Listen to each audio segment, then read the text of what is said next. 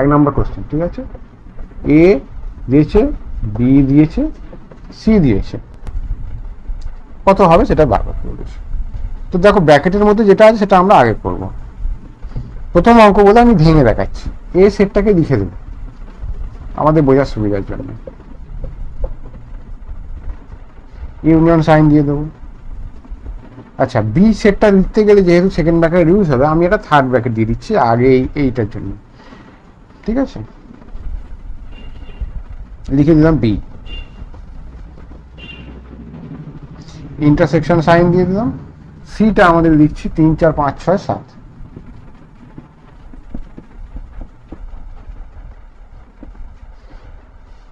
তো এটাকে আগে করব, এটাকে রেখে দিই।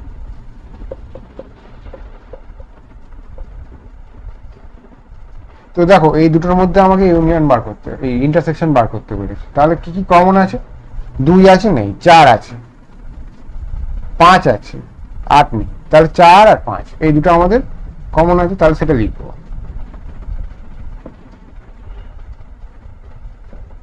এবার দেখো ইউনিয়ন দিয়েছে, তার মানে যেটা কমন আছে সেটাকে আগে লিখবো, বাকিগুলো লিখে দেবো। তাহলে 4 কমন আছে, তাহলে 4 1 2 3 5, এটাই আমাদের উত্তর বেরিয়ে গেল। কত সহজ অঙ্ক।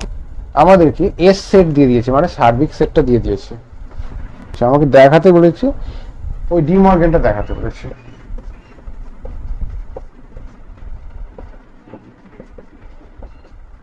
এটা দেখাতে বলেছে। দেখো আমরা লেফট হ্যান্ড সাইড দেখবো,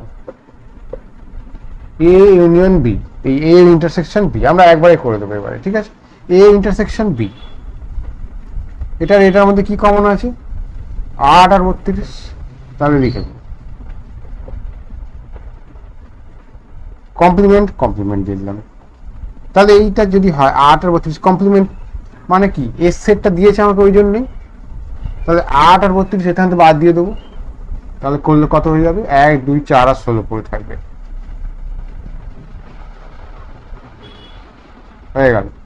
কমপ্লিমেন্ট বুঝতে পেরেছো তো? এই যে সেটটা বেরোলো, এটা করে ইন্টারসেকশন বি করে যেটা বেরোলো, তার কমপ্লিমেন্ট করলে কি হবে? তাতে যে এলিমেন্টগুলো নেই অথচ সার্বিক সেটে আছে সেই এলিমেন্টগুলো, তাহলে সেই এলিমেন্টগুলো তো এই চারটেই, তাই না? দেখো না, 8 আর 32, তাহলে নেই কোনটা? 1 2 4 আর 16 হয়ে গেল। এবার রাইট হ্যান্ড সাইড, এ মানে এইটার আমার কি দিয়েছে? কমপ্লিমেন্ট। তার মানে এর মধ্যে নেই, এখানে আছে কি আছে? 1 2 8 আর 32, 1 2 8 আর 4 আর 16, আর ইউনিয়ন বি, বি এর কমপ্লিমেন্ট। তার মানে 4 8 আর 32 বাদে কি আছে? 4 8 1 2 আর 16,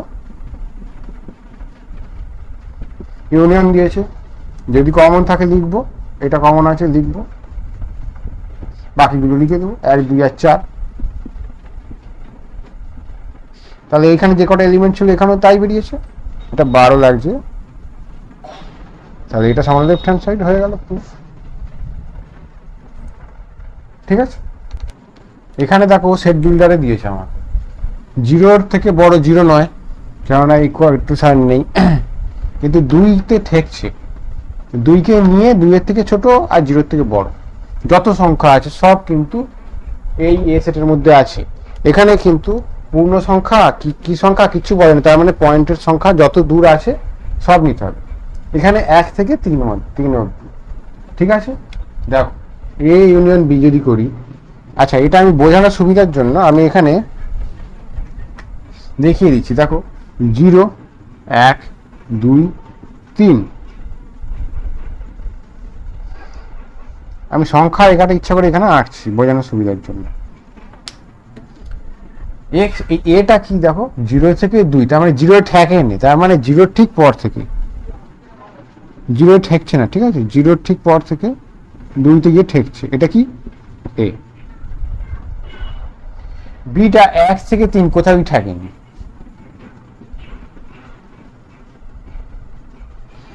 ঠেকেনি, কিন্তু, ঠিক আছে, বোঝা গেল। তার মানে এইটুখানি হচ্ছে এ, এইটুখানি বি। এবারে দেখো এর মধ্যে ইউনিয়ন বার করতে বলেছে, তার মানে কমন জায়গা এইটুখানি, কমনটা লিখবো আর বাকিটুকু লিখবো। তার মানে এখান থেকে এত দূর, তার মানে 0 থেকে 3 কোথাও ঠেকবে না, ঠিক আছে। তাহলে এটা করলে কি বেরোবে? এক্স এখানে 0 থেকে 3 বোঝা গেছে। বিয়োগ এ ইন্টারসেকশন বি, মানে কমন টুকু, কয়টুখানি কমন? এইটুখানি। এটা কত? 1 পর থেকে 2-তে গিয়ে ঠেকেছে, কারণ এটাও 2 ঠেকে আছে, এটাও 2 ঠেকে আছে, তার মানে 2টা দুটোতেই কমন আছে, কিন্তু 1 দুটোতে কমন নেই, কারণ এইটা ইকুয়াল টু সাইন ছিল না। এটা তো 1 আছে, কিন্তু এখানে 1 নেই, তার মানে 1-এর ঠিক পর থেকে 2কে নিয়ে 2 অবধি।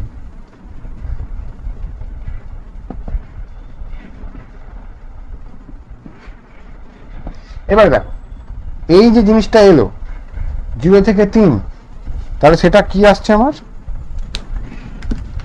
0 থেকে 3 এটা কোথাও ঠেকে নেই, তার মানে এটা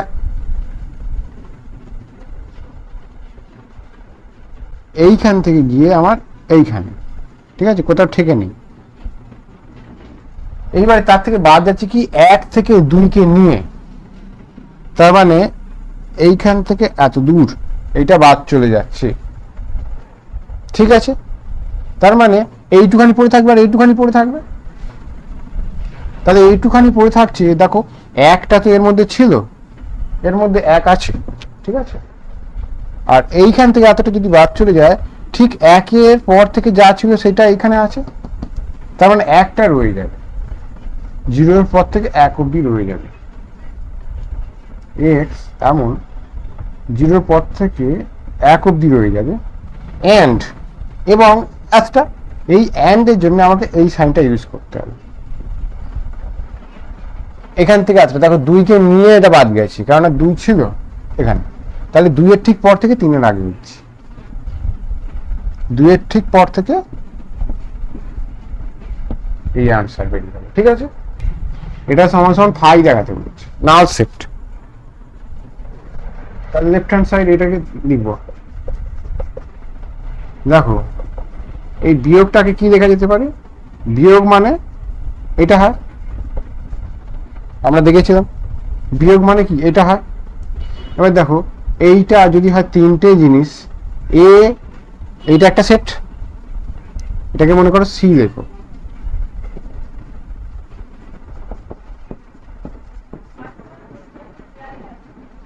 সি একটা সেট আমরা লেট ধরলাম, তাহলে এইটা মানে তো এটাই, এটাকে ঘুরিয়ে লেখা যেতে পারে এ ইন্টারসেকশন সি, আর সি ইন্টারসেকশন একই জিনিস। এবার সিটাকে বসিয়ে দাও,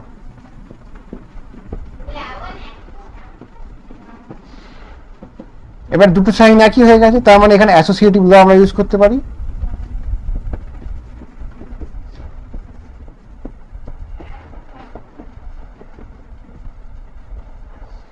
অ্যাসোসিয়েটিভ ল ইউজ করেছি, ঠিক আছে, এটাকে আগে করো না এটাকে আগে করো, কোনো যায় আসে না, তাহলে অ্যাসোসিয়েটিভ ল হয়ে গেল।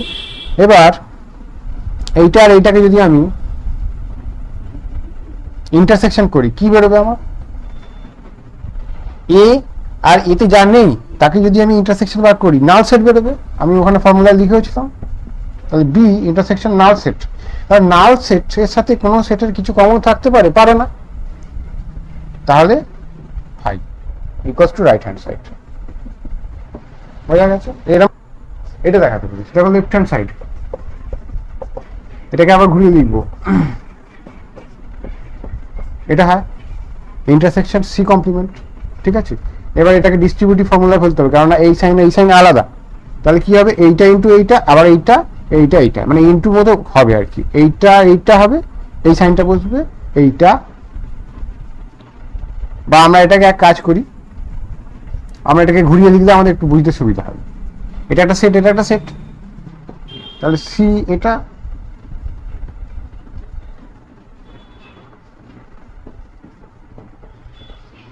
এবারে আমাদের বুঝতে সুবিধা হয়ে গেল, আমরা এরকম ভাবে ফর্মুলাটা লিখেছিলাম, তাহলে কি হয়ে যাবে? এইটা এর উপরে হবে, এই সাইনটা বসবে, আবার এইটা এর উপরে হবে, ঠিক আছে। তাহলে দেখো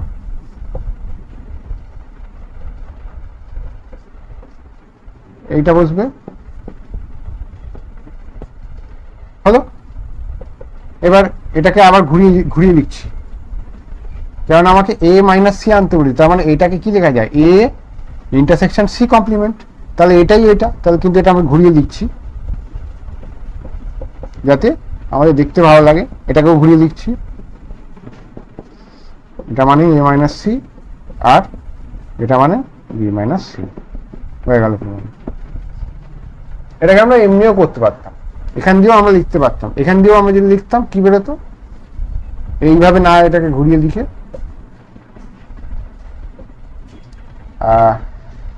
এই ইউনিয়নটা পড়ে থাকবে, এইটা এর উপর অপারেট করবে। ঠিক আছে, এটা একটু যেহেতু নতুন তোমরা, সেই জন্য তোমাদের একটু বুঝতে গন্ডগোল যেতে পারে, সেই জন্য তোমরা এরকম ঘুরিয়ে লিখবে, অসুবিধা কিছু নেই।